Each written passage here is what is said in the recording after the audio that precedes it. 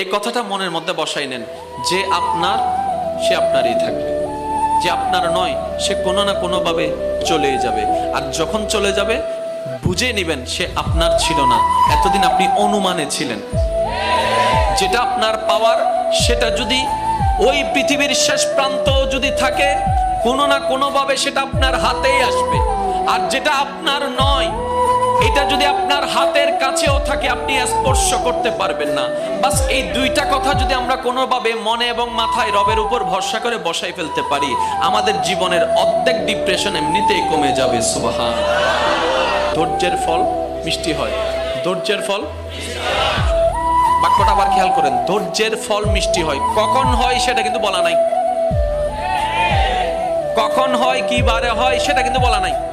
তার মানে ধৈর্যের ফল মিষ্টি হবে, এটাই সত্য। কিন্তু সেই সময়টা যেন আমরা নির্ধারণ না করি যে এতদিন পরে হবে। না না, আল্লাহ যেই দিন চাইবেন সেই দিন হবে, বড় মজাদার হয়ে যাবে।